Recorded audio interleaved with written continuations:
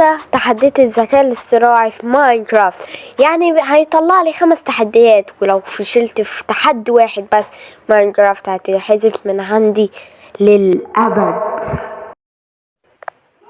يا شات جي بي تي اديني تحدي في لعبة ماينكرافت.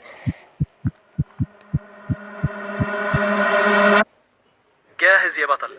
التحدي بتاعك اجمع 10 حبات من الخشب، لكن لازم تستخدمها كلها في صنع أدوات أو بناء شيء مفيد من غير ما تقتل أي حيوان أثناء الجمع.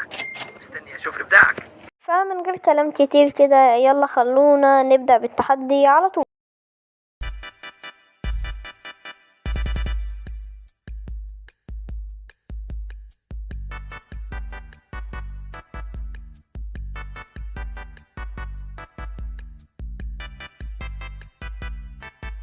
دلوقتي بقى تعالوا نصنع اي حاجة حرفيا بالخشب ده عشان نخلص اللي معانا. انا عايزة اخلصه خلاص.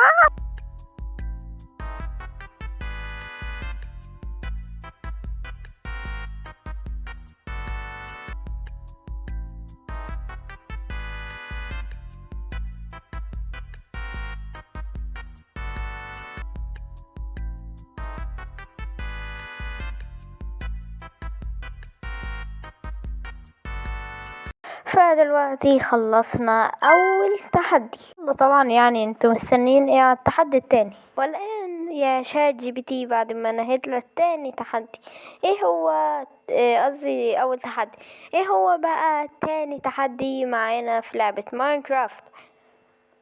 تمام، التحدي الثاني بتاعك هو إنك تجمع 5 أحجار من الحديد وبعدين تصنع منها سيف حديد. لازم تعمل ده من غير ما تموت أو تتعرض لأي خطر كبير. يلا بينا نشوف إنجاز. زي ما شفتوا كده يلا نعمل التحدي بتاعنا من شات جي بي تي.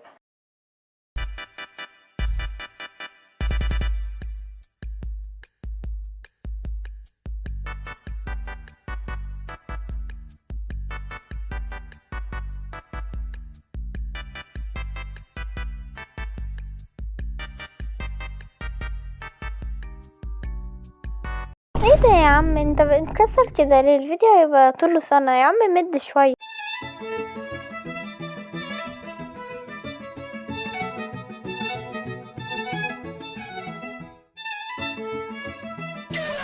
فعقبال كده اما نلاقي الايرون ما تنساش تصلي على النبي وتحط الاشتراك، يعني انت اكيد مكمل هنا عشان تستمتع، يعني اكيد يعني مش محتاجة اتكلم يعني.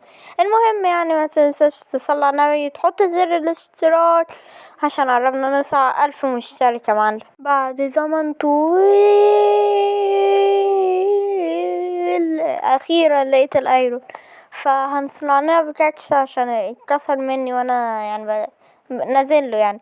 المهم هنصنع له اخيرا التحدي التاني ده. انت شايفه في كام دقيقة بس؟ انا يعني بقالي نص ساعة عمال احاول اجيبه يا عم. ايه ده، العالم منحوس. المهم جبنا اخيرا الايرون وخلاص خلصنا. استنوا نحس يكونوا قليلين، اظن لا كتر وكده نكون انجزنا تاني تحدي.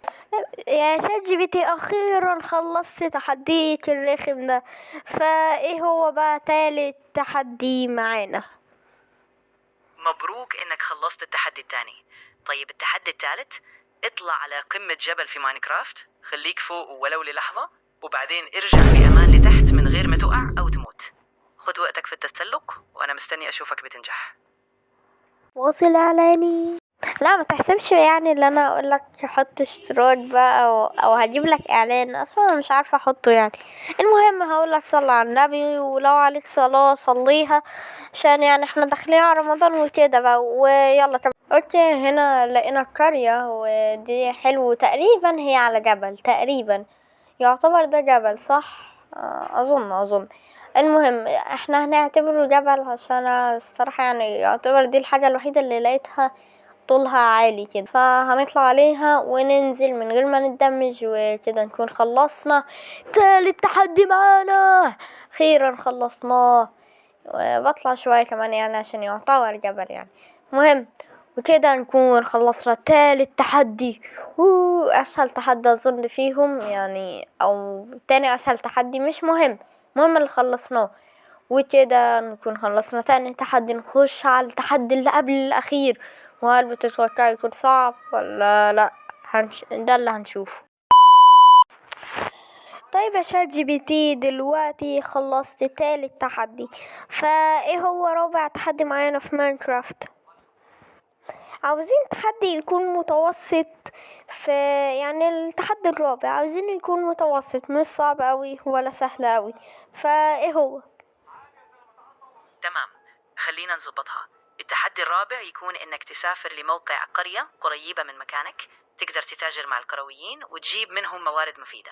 يعني المهمة تكون استكشاف وتجارة، بحيث إنها متوسطة في الصعوبة وفي نفس الوقت فيها تحدي. جاهز تبدأ؟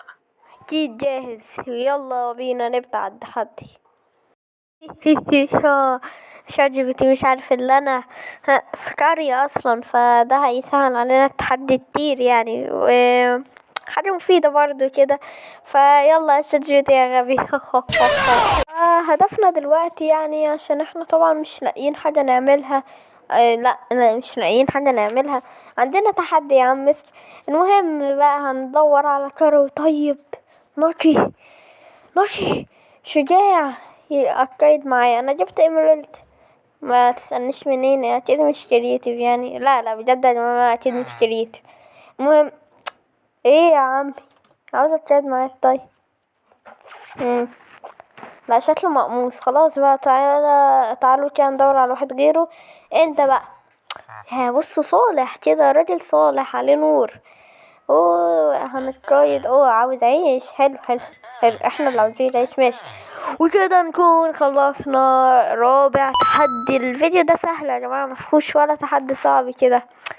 ياه الحياة حلوة كده، وجبنا يعني. تعالوا ناكل عيش الفرحة بقى.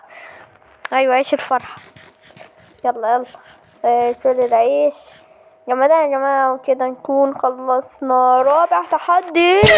والآن مع التحدي الخامس والأخير في هذا الفيديو، فبتتوقعوا انه يكون أصعب تحدي فيهم ولا زي باقي التحديات؟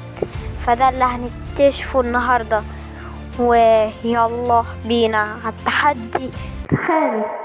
ودلوقتي يا شات جي بي تي، التحدي الخامس والأخير في فيديو النهاردة، فايه هو؟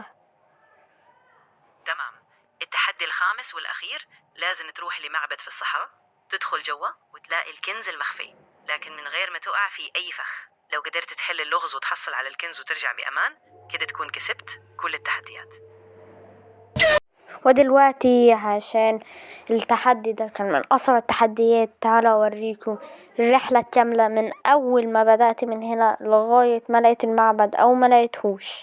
اوكي يا شباب، دلوقتي بقى يعني هناخد شوية حاجات، او لا يعتبر معانا معظم الحاجات، معانا اكل ومعانا سرير عشان ننام يعني. فاللي ناقصنا نروح ونبحث عن ديزرت الاول او صحراء، وبعدين نحاول نجيب المعبد او نلاقيه. فصراحة حاسس التحدي صعب، عشان انا في حتة تقريبا ما فيهاش اي ديزرت او صحراء، يعني تقريبا ما فيش. فانا هحاول على قد ما اقدر، وهوريكم لو فشلت يعني لو هعمل ايه.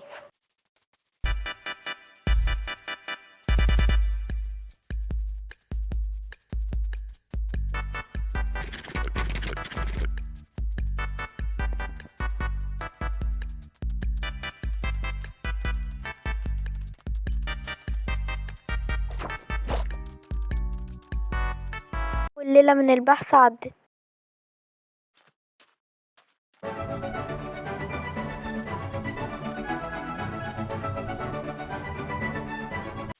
يا جماعة مفيش عمالة ادور يعني، أنا بقالي كتير اوي عمالة ادور على بس ديزرت، يعني مش لاقي حتى الديزرت عشان ابدأ ادور على المعبد.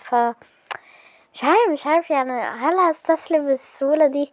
بس مش بالسهولة يعني، انا بقالي كتير عمالة ادور برضو. مش عارف الصراحة. فانا صراحة مش لاقي، عمالة ادور على ديزرت بس مش لاقي. الصراحة التحدي ده للأسف خسرنا فيه.